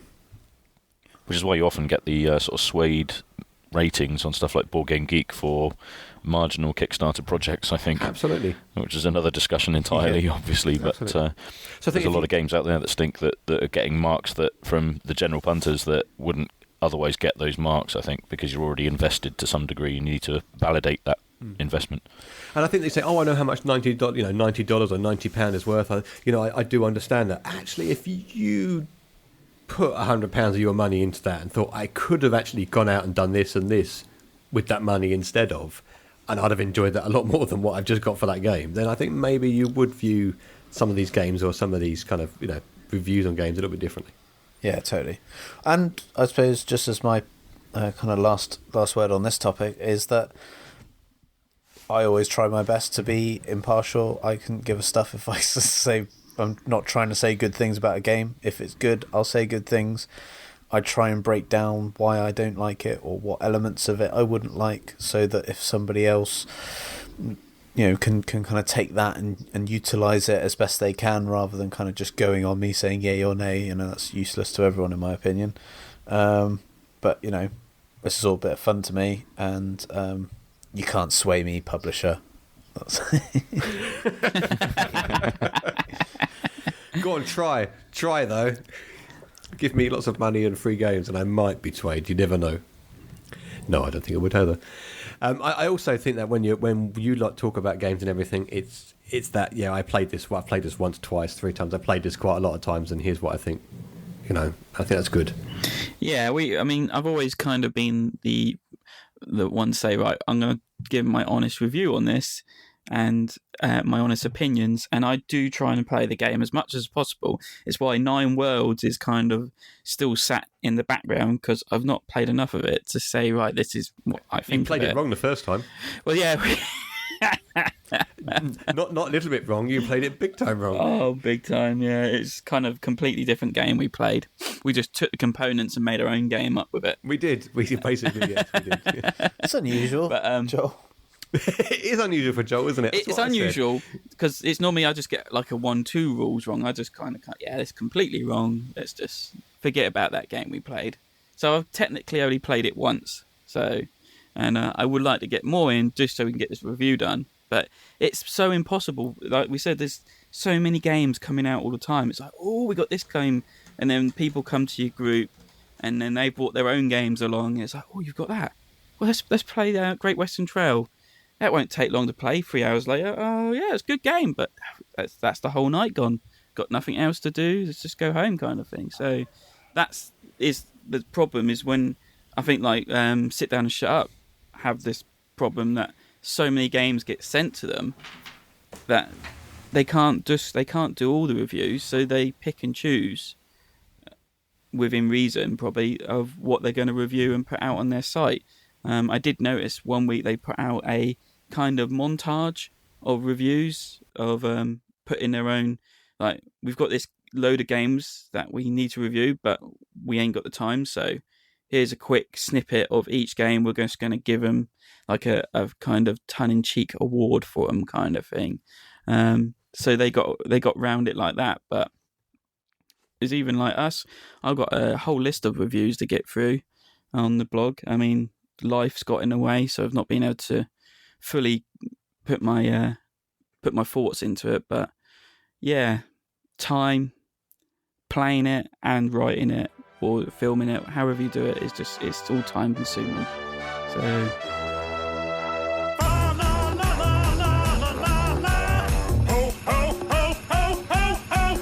So hungry, delivering goodies. Tonight is the night I get to eat all the cookies, but I'm getting so fat, like the chimney can't hold us. Like the chimney can't hold us. I get so hungry, delivering goodies. Tonight is the night I get to eat all the cookies, but I'm getting so fat, like the chimney can't hold us. Like the chimney can't hold us. Hello everyone, this is Joel Wright, and this is actually Christmas Day as we record it, and I've been gratefully joined by Sam, so he must be bored at home, to just do this kind of interlude bit where we announce the winners of Facebook and the Twitter competition we were holding. Alright Sam, how you doing? Yeah, not bad. Yeah, at the in-laws at the moment, so a nice little break from normality for me to come and quickly say hello to everybody and wish everyone a Merry Christmas. Yes, Merry Christmas. I hope you had a good day. You got some nice things, Sam? I got myself my nice shiny new Snowball microphone for the podcast. I just don't have my laptop with me, which is why it sounds even worse than normal, because I'm on my mobile phone in the spare room. But I promise the next time I'm recording, it will sound a lot better. Sounds awesome. Game-wise, I've received one game. I got 3 wishes, which was very kindly given to me by Christoph. I'm guessing it didn't sell very well. Sorry, Chris. I'm going to make a joke. But no, I was apparently gypped this year because my brother-in-law, who normally gives me a game for Christmas, we took it upon ourselves a couple of years ago to start sorting each other out for Christmas. Yeah. And I'd always give him a game, he'd always give me a game. And this year he was told by somebody in the family, I'm not sure whether my wife or his, that he is not to buy me any board games this year, which is a bit upsetting because he was my one guaranteed source. So, yeah, no games for me so far this year. Oh, that's sad. No, got plenty. To be fair, I've got enough. Yeah. I mean, it's not like I'm struggling for games, but you know. No. Well, I mean, I've not asked for any particularly. I didn't expect to get any, but my kids actually got what's it called? Timeline British Histories, which oh yeah, I saw you played that on. Yeah, we've been having great fun with that, and my boy got Dr. Eureka, which cool. is probably a little bit above his age on it, but we've had some plays of it. The wife got frustrated with it because it's kind of a puzzle, quick, fast round puzzle complex game, and she just got frustrated and said no, don't like that. And then today I got Riff Raff, which is one of Lewis's favourite games, and I think it actually suffers with the same problem he had with it, where the big metal ball at the bottom of the pole is being drilled incorrectly and is put the boat on a little bit of a wonky side. So that's the balancing boat one, isn't it? Where you got all the kind of masts and stuff all kind of balancing around. Cool, yeah. So yeah. Oh, I hope you can get the balance sorted out on that one. Well, yeah, they just sent him a whole new boat when he asked, said, this is broken and it's not working. They sent him a whole new boat, and he's like, wow, didn't expect that, but okay. So yeah. Nice. And I did get an expansion for Seven Wonders Duel, which looks really cool. Yeah, a lot of people have said that really changes it up nicely. Yeah, and I did actually. I gave that. Okay. Sorry, I was just going to say I gave that to a couple of my good friends up in Scotland. I'm being a bit of a board game evangelist this Christmas. I've given away a few games, and my friends Andy and Alan up in Scotland, they were recipients of Seven Wonders Duel this year. So I'm looking forward to hearing how they get on with that. Yeah, just before Christmas, actually, I picked up Doom, the new board game one that came out. Yeah. I don't know why. I just thought I'm going to buy that because I looked at the minis. I thought, I could paint those. And then someone had it cheap on Facebook. He bought in several copies and was selling them. So, okay, I'll take one. And I've had a Kickstarter delivered, which I haven't seen yet because it was delivered when we were away. The Temp Worker Assassins game. Oh, right, yeah. So, which features my ugly mug in it somewhere. So, yeah, I've not done too badly this Christmas. But, yeah. So, yeah. Better than me. Like you said, you've got plenty. And so have I, but... Yeah. Can never have it. That's it. Now I've got to find room for all this lot. But yeah, so it's been quite a good Christmas so far. Excellent. Cool. Excellent. We're going to move on and get this quickly done. So let's talk about the mug first. So I put up a mug on offer, a one of its own kind mug for the first person to put a 5-star review on our iTunes account to help bring up the popularity of the podcast. Unfortunately, I didn't realise someone had already done this. I believe Sam got some stick from it because it was one of his mates. Because it was done back in the beginning of September. And I hold my hands up, I didn't get any notification that someone done it. I was expecting to be emailed or something saying, "Oh, you've got a review on your podcast," and I didn't get any of that. So I'm sorry. I should have checked maybe. That was probably one thing I should have done, but I just presumed there was nothing there. So why not? It made for a bit of a laugh. So have you given his mug yet? I haven't. The successful recipient of this mug will be John Steggles, who's been mentioned a couple of times in the past. Friend of the show now, and regular provider of questions when we're running short. And we should have actually read his review out, shouldn't we? Really, I've got it, but I suppose that's a bit over the top. Have you? Yeah, right, it's in front of me. Up to you. So, Devonian Gaming 5 stars by PH0N1K. Sounds like some kind of element, chemical element. But anyway, covering the broad scope of modern board gaming, this weekly show, not really weekly, but anyway, weekly show is often irreverent by always honest and passionate. often irrelevant as well. Oh yeah, sorry. See, someone else should read stuff. Weekly show is often irrelevant. That word. But always honest and passionate about its views on. I'm losing my voice now. Its views of games and gaming. The host and regular guests make DD is good for listen. So there. Perfect. Thank you very much, John. Yeah, thank you very much. Sorry for butchering that. Short few sentences. I've got the mug, and the next time I see you, or I'll send it up to you, one or the other. Yeah. So whichever comes first.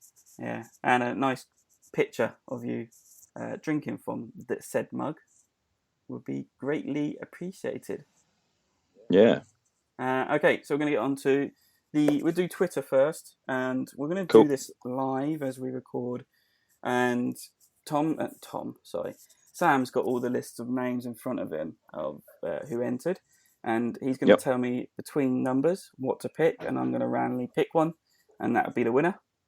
So what we got? So for Twitter, we're going to go between 1 and 20, please, Joel. Ooh. You know what? I'm going to go with 13. It's always bad luck, so this is going to be good luck.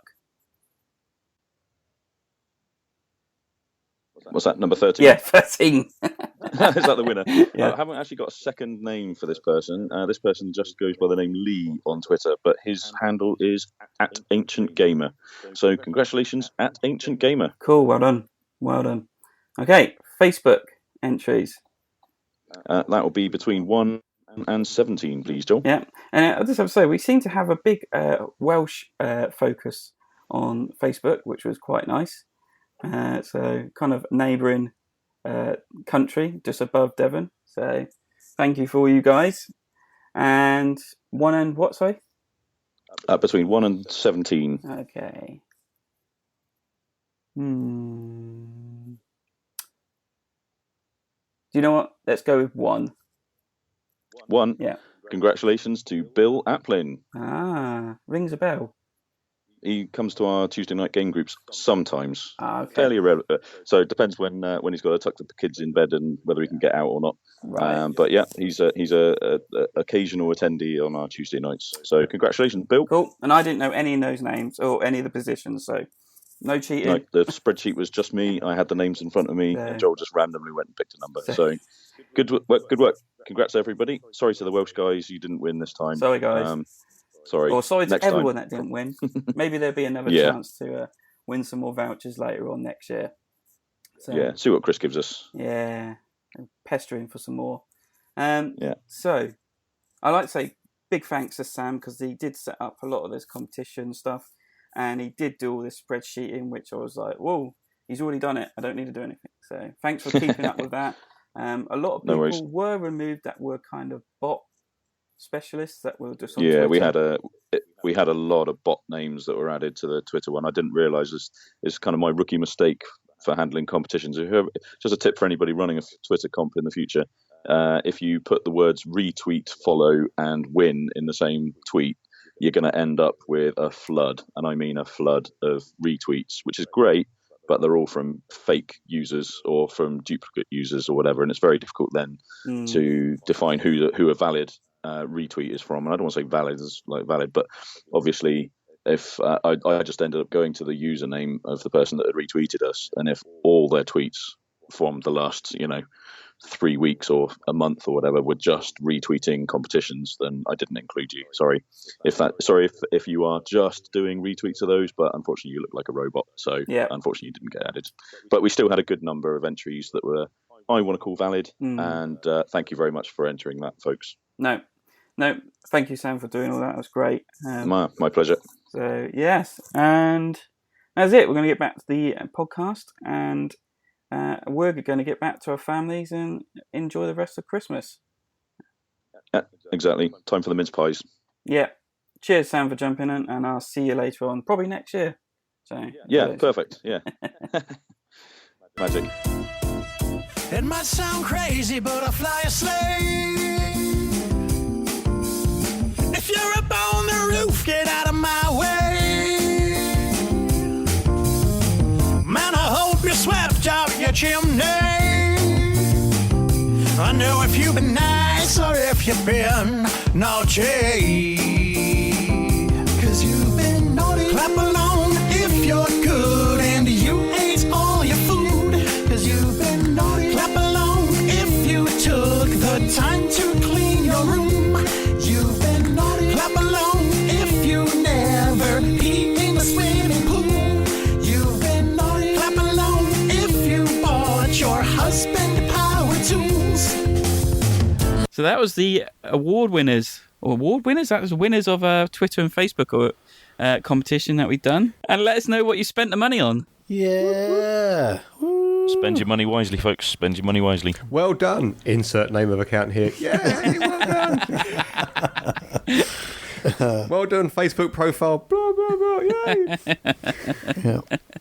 Yay. Next one. Lewis. I could do if you want me to do my letter. Hang on a second. Right, okay.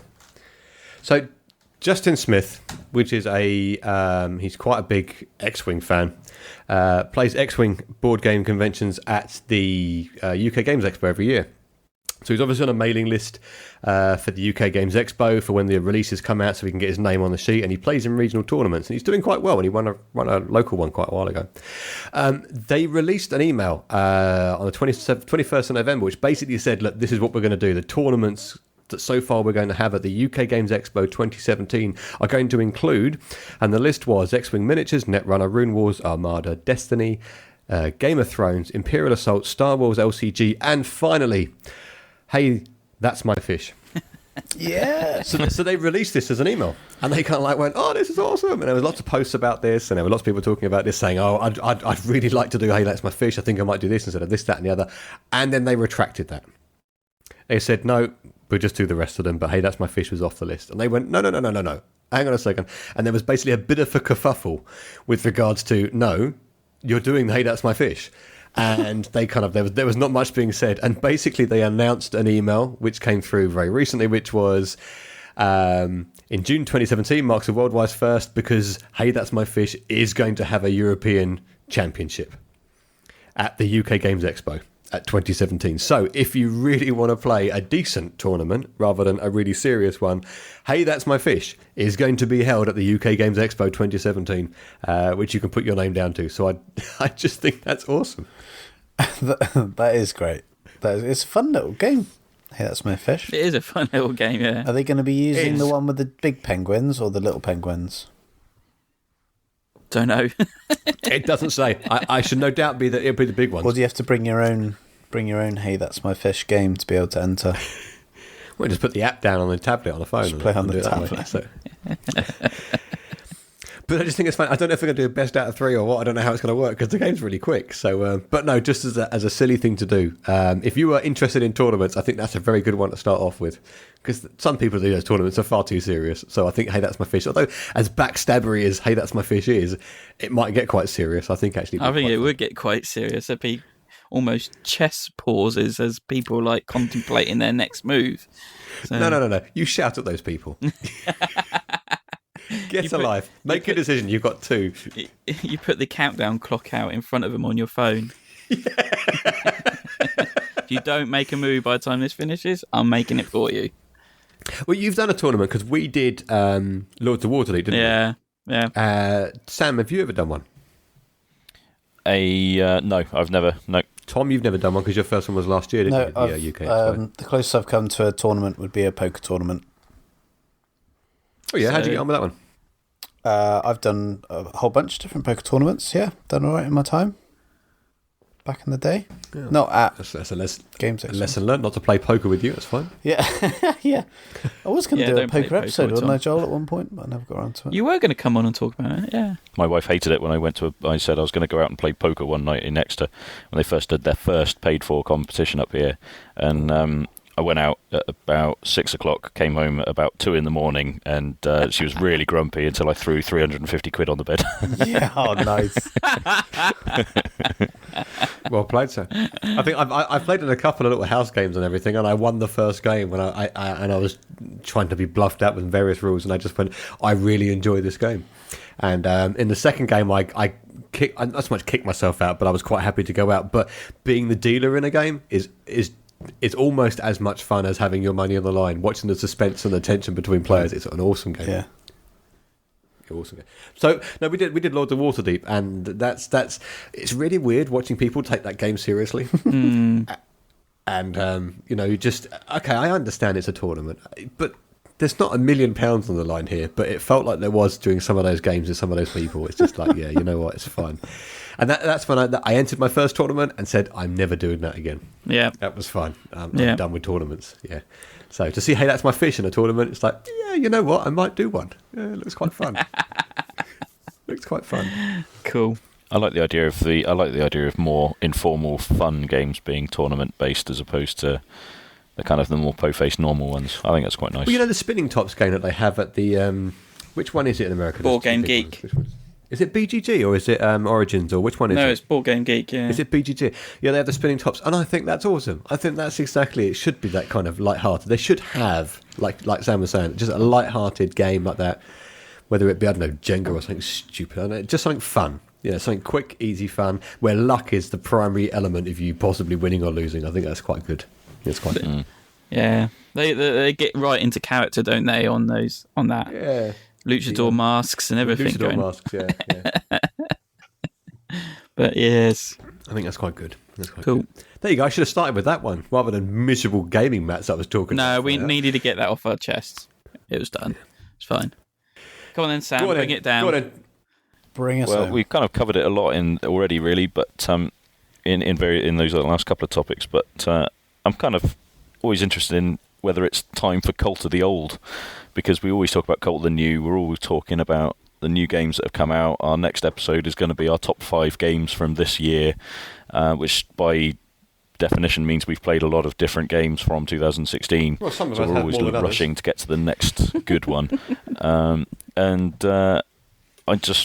This year I've kind of almost felt a bit burnt out on new games and couldn't get excited too much about Essen. I'd have loved to have gone, but at the same time I'm glad I didn't, because it didn't seem like there was that many hot titles that I was really interested in. And I'm looking at my game shelves and just thinking, there's so many games that I've bought that I don't play very often, and I'm looking at all the ones I have played recently and they're all the latest games, and I really want to go back and play the older ones now, the ones I haven't touched for ages that I do really love. So I don't know. I've started doing it with our game nights a little bit and trying to sort of theme them a little bit. Whether it be by saying, right, tonight's going to be zombie night, or tonight's going to be pirate night, or whatever. But I think even sort of saying, right, I thought one idea I had was to say, no one bring any games that have been released in the last 5 years. So everything's got to be, 2011 or before, something like that. Just because I want to try and force the issue. yeah, and then I'll go home. So either way, I win. So does Cult of the Old have to be old for you, or is it just a pure age thing? Like, so there are plenty of old games, 20-year-old games that I haven't played. If I play it, am I still in Cult of the New, or is that Cult of the Old? No. The Cult of the New is just that game is good. What's out next week? That's Cult of the New. Cult of the New is just what's new, what's next, and it's not. I wouldn't read that as being okay. I haven't played Acquire yet, so I'm going to play Acquire next, and I'm therefore part of Cult of the New. Cult of the New to me is the new stuff that comes out. No, I haven't yet. No, you Quite do as need good. to play so you that. see, Cult of the Old. I need Cult of the Old. Okay, you see, we need to is start. Cult? So here's the kind of follow-up question then: is Cult of the Old mostly about playing old games that you haven't played before, or about revisiting games that you've played a lot of times, or kind of playing I'd say more? it could be both. I'd say both. Just stop the fascination with the latest greatest, really. Before stuff like we're talking about it a little bit with Kickstarter and saying how you back something, you get excited about it, and you got to wait a year before it comes, and by the time you get it, you're actually excited about the next one that's coming, not the one that you've just received. And it's that kind of thing, really. It's just you buy a game, you play a game, and then you're buying another game and you're playing that one. Or Joel comes along with a review copy of a game that's just come out, and you're like, oh, I want to play that, and you're forgetting about all the stuff that you've played and loved and enjoyed. And I think the fascination with all gamers is not obviously just a case with kind of review games that you guys get, but it's a case of everyone. In all of our groups, there'll be groups of guys that go and buy the new games and always will and will always want to.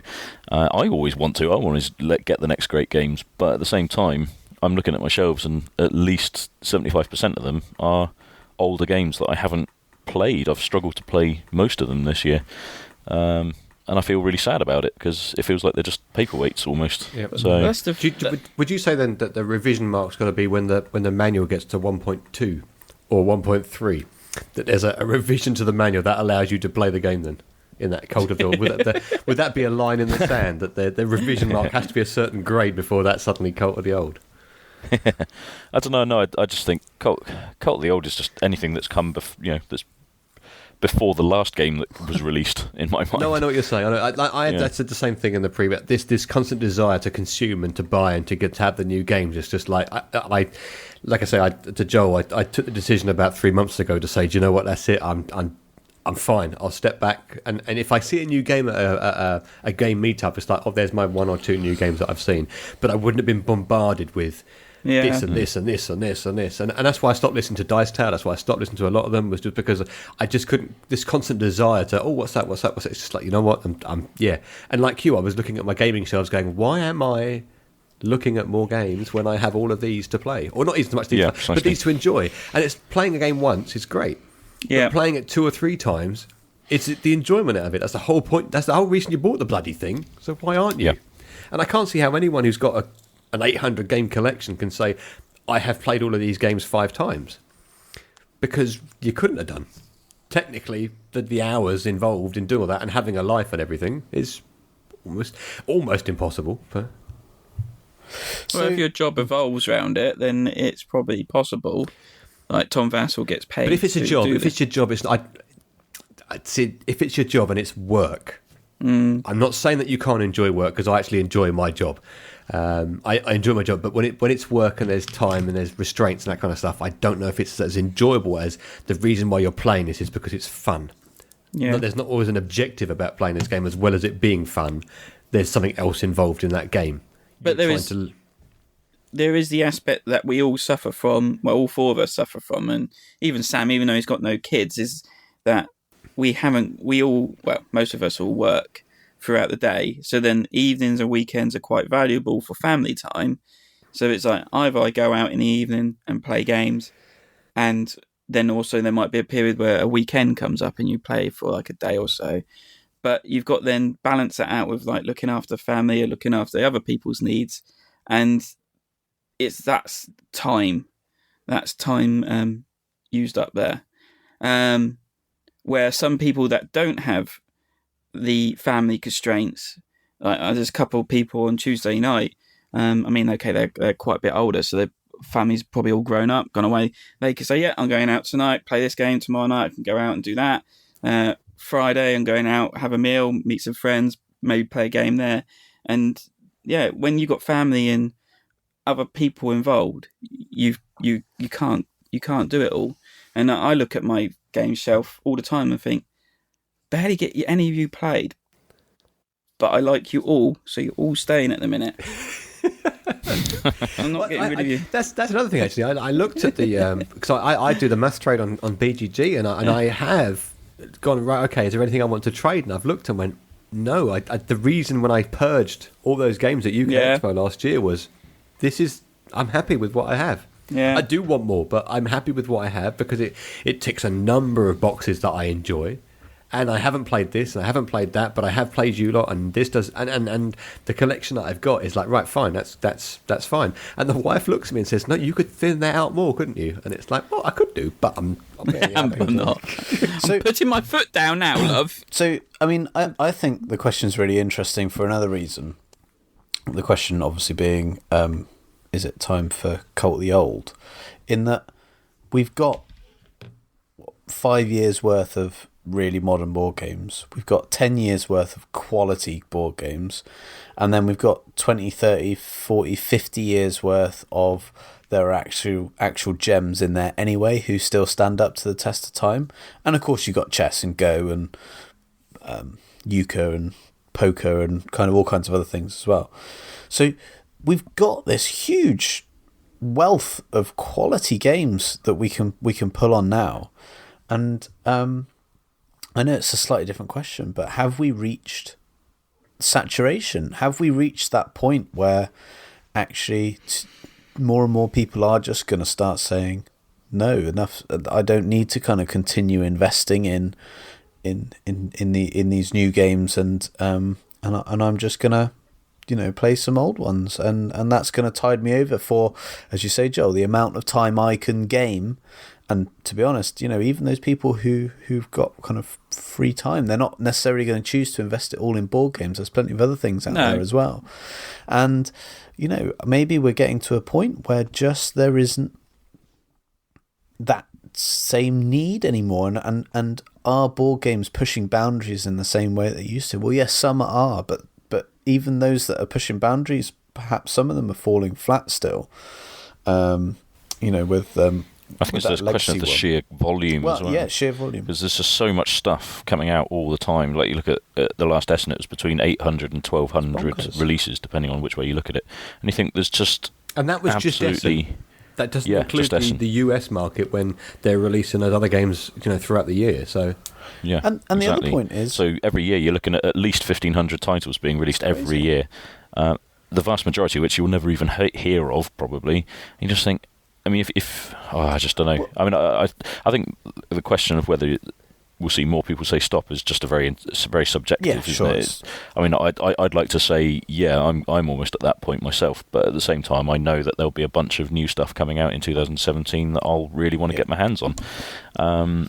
but I think I'm going to be a lot more discerning now about what I choose to put on my shelves, just because I know that I don't want to be in a situation where, like I did it with Chariot Race recently and bought it, went, oh, that looks really fun and it's really cheap, and then I bought it and played it and was like, and it's going away again.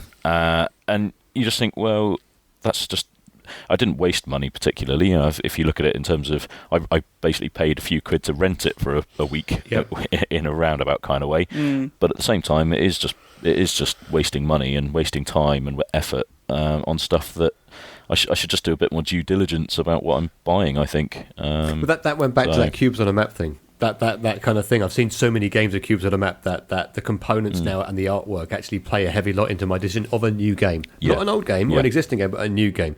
You can't help some of the old games because that was the component quality and what they had and what we had to choose from. So there are some games that I kind of let slide. But there is that kind of thing of now I'm making a decision on, am I going to give you 30, 40, 50 quid? Well, for that, I would like to have some decent artwork, so like a decent raw. It's got to be fun to play, and the components have got to be good. And if 3 out of 4 of those really don't match up, it's like, no, you're good, fine.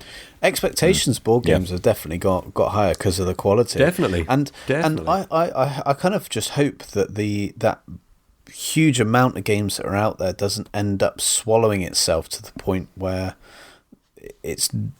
if the industry is going to contract, I hope it's kind of the rubbish ones fall away and it doesn't kind of kill off too many of the good ones in the process. And as a final point, I mean, I suppose, was 2016 actually that good? I mean, even if you look at the best games of this year, was it actually that good a year in terms of coming up with genuinely breaking new ground games? Well, yes, there were plenty of them actually. You look back, but I don't know. Maybe that's just the nature of being in the industry more. Is you kind of, you have that nostalgia for previous years, maybe, and your kind of viewpoint is tarnished by that. And it was just as good a year as previous years. I mean, looking at the lists like we've done for the next show, and there's not many games that stand out saying that was a outstanding new concept it brought. I mean, Mystic Vale brought a new concept of this crafting cards together, but I think it got more stick than it was meant to, and it's almost downfall that it won't sustain its. This is a new type of game that's going to stay around now. It brought out this new mechanic. People found faults with it. And now it's going away. And I don't think AEG done it that well that they then released an expansion straight off the back of it, saying, oh, here's an expansion. But it's like, these cards could have been in the core, and now you're making us pay more money for this expansion. So I think maybe publishers are to blame in that of really diminishing in what comes out. But, I mean, like looking at this, nothing really stands out as new mechanics and new stuff comes around. So it's just designers and publishers re-implementing old stuff or combining a lot of mechanics together to make a game. But everyone, carry on listening to our podcast because new games are interesting and you do want to listen to all our reviews. We'll just start talking about older games. There are so many games out there to talk about. It doesn't have to be like Sam was saying, not the cult with the new all the time. Yeah. No, I mean, Medici for one, isn't it? That's a really old game, and one of the guys brought that along, old version of it, and like Tom, you absolutely love it. Which one? To the point you said, Medici. Oh, Medici's great, yeah. Yeah. Well, see, that's an interesting slip again, is it? Because we're seeing that a lot coming up in the next year as well, where you're getting these anniversary editions of older classic games. They're just kind of being, they take what came before and sort of jazz it up a bit. So we've got Notre Dame and I can't remember, is it At the Gates of Loyang or is it In the Year of the Dragon? I can't remember which other film. Rise of Augustus. Yeah, so they're kind of really. They're just lifting up the base game that's already a classic game, and they're just kind of giving it that new, up-to-date polish. And I'm just wondering if that's almost like the remake or reboot system that they've got in films, isn't it, at the moment? It just feels like they're starting to run out of ideas in some cases, so they're just going, I tell you what, let's just go back to one that's really popular that's not been released for a while, and let's just give it that polish and redo it. And I'm wondering if that's maybe the start of that as well, to some degrees, like the realization that actually not everything that comes out that's new right now is actually all that good either. I don't know. Yeah, no, I think you're right. It's just interesting. That's an interesting kind of side line that you started going down there, Joel, which I thought was films is a really interesting parallel, because you've had, there's been so many technological breakthroughs over the years that have pushed filmmaking to the level we're at now, or just ways of going about films, and filmmakers learning how audiences experienced films, so you don't have to sit through 30 minutes of silence in a 70s film anymore. You can just kind of get to the heart of what people enjoy about films. That's a very now thing. That whole, there isn't that dead silence, there isn't that kind of atmosphere, there isn't that kind of premise that okay, I'm not saying all 70s films were awesome with that kind of 45 minutes of silence, but what I'm saying is that, and was it Rollerball, as we mentioned earlier on, that film, you can condense that to 15 minutes. But Alien, that Rollerball, awesome film. Once again, condense it to 15 minutes. It's two matches. Oh no, I'm not. You're dissing those films or saying that I don't enjoy watching those films. What I'm saying is that there's clearly they chop too much out of that. Where if you brought out a film now that did that amount of panning, people just would be surprised. You might get it in some like indie, hippie, I know my boys will get bored of it. Absolutely, film festival thing, because they're doing a very specific medium and art. But the point is that it's gone through this evolution, but we've lost kind of also some of those really great films from the 90s. Those really big, blockbuster, meaty, like just I don't know, Pelican Brief type films don't seem to come out anymore either, and we've kind of gone into this train. Anyway, it's an interesting parallel that probably needs more than a thought. Yes. But on a positive note, perhaps to end, this puts us in a really great position, doesn't it? Isn't it fantastic that we have all these games available to us, old and new, and coming out and in our collections, and we've got everything we could ever want in terms of enjoyment in the physical board game world. Oh yeah. I think even if they stopped releasing games right now, there'd be too many games for us all to ever play in our lifetimes. So yeah, I think so. And it, much like other forms of entertainment as well, I think board games actually are kind of not susceptible to too much decay from time either. I would agree. So yeah. I think you can. There'll be more FAQs on BGG for solutions, that's for sure. And all the answers to the question: does this apply to that? So yeah. Yeah, and I think there's a good number of games that are on my shelves right now that I know will still be there in 5 years, then 10 years, then 20, and or spills coffee on one. Someone clears out my house when I'm dead. There'll be a good number of them that are still going to be here, which is great. Yeah. Hey, New York needed that. I traded away my beer spilt copy of Ticket to Ride. It's fine. Oh, the Ticket to Ride that got done. Oh, that's right. I had New York done. He didn't do New York, someone done it for him. Yeah. And he wasn't even in the game. I wasn't even in the house. That's right. He wasn't even in the house. This is the reason I never, ever, ever put a drink on a table of games. I won't do it. I can't do it. To be fair, as a colourblind person, I think spilling coffee over New York will make it that much easier to tell the difference. Are you colourblind, Sam? That was the worst game in terms of. You should try the old bleaching tiles. Yeah, they are quite similar. Yeah. They were basically all the same shade as far as I was concerned. So. Anyway, are we done on that? Yeah. Cool. Yeah, I was gonna say let's close this out. Have a break because I need a wee. I think grab another beer, and then I need to refill my beer before. Move on. I've already got next. This has been episode 24 of Devon Dice, the podcast. Thank you all for listening, and there might be links and clicks and timestamps for whatever we talked about in this. I don't know. Haven't decided yet. Big You thanks. can be asked or not, yeah? Big thanks to Meeples Corner for sponsoring this show. I don't think he got mentioned once throughout this show anyway. Sorry, Chris. Thanks, Chris. Credit to bensound.com for some of the music used. Someone want to do this? Do you want me to do it? You go for it. Go on. You haven't been on for so long, Lewis. Go on. Pop along and join the Facebook group. The page is Devon Dice Presents and have a chat with us. Follow us at Devon Dice UK Twitter for all the Devon Dice's new updates. Or you can find our guild on BGG. Look for Devon Dice number 2414. Don't forget to our blogging site is devondice.co.uk. He has been your host, Joel Wright. Hello. Bye. His sidekick and partner in arms is Tom. Hello.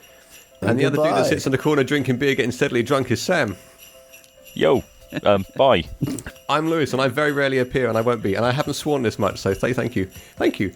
And I'm going to leave you alone now. Joel, you can say goodbye if you want. We have been your hosts for Devon Dice, the podcast. Goodbye, and remember, Tom. Goodbye, loads of games from Meeples Corner. With your £25 voucher. £25 voucher. Well done. Congratulations. Buy old games, not new games. For a Devon Dice approved list of appropriate titles, please see the blog. Yes.